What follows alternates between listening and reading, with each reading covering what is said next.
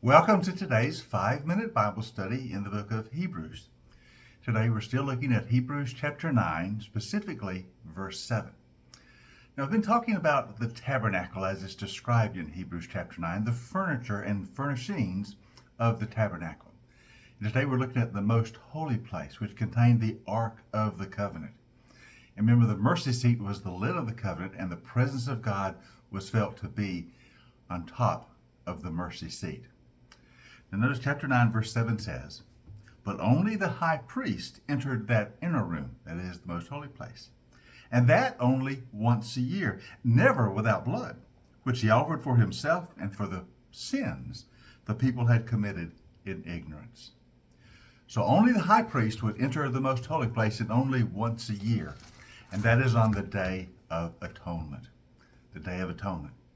Now, the procedure for the Day of Atonement is described in Leviticus chapter 16.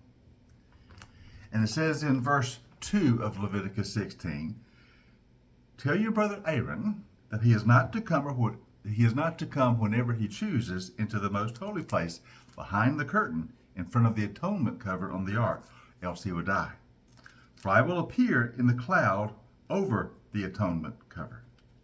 So he's not just to enter it anytime he wants to, because the presence of God is there. But on the Day of Atonement, that one day a year, he will enter with the blood. Now, as you read through chapter 16, we discover that there were two sacrifices made. The sacrifices remain on the altar in the courtyard, and then the blood would be carried into the most holy place. A bull would be offered for the sins of the high priest, cover his sins, and then a goat would be offered for the sins of all the people. Those animals would be sacrificed on the altar in the courtyard, then the blood would be carried in a bowl into the most holy place by the high priest, and he would sprinkle the blood before the presence of the Lord on the mercy seat of the Ark of the Covenant.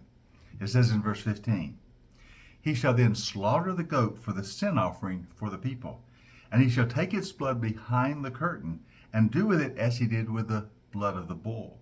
He shall sprinkle it on the atonement cover and in front of it.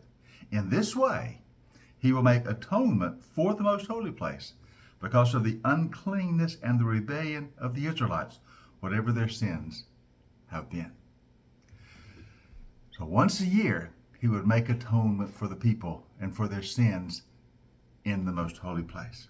And then in verse 33, it kind of wraps it up by saying, "He will make atonement for the most holy place, for the tent of meeting, for the altar, and for the priest and all the members of the community. This is to be a lasting ordinance for you.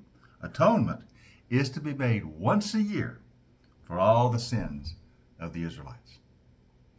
So this was the Day of Atonement. The Israelites were reminded year after year after year their sin had to be atoned for.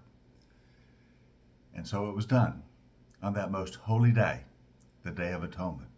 And that day is called Yom Kippur, still celebrated today, the most holy day in the Jewish calendar, the Day of Atonement. But notice, it had to be done every year without fail, because it did not permanently atone for sins. The fact that it had to be repeated lets us know it is not a permanent solution. So in that way, it's prophetic. It's looking forward to a day when the great high priest of our souls, that is Jesus, a high priest in the order of Melchizedek, will come and make atonement.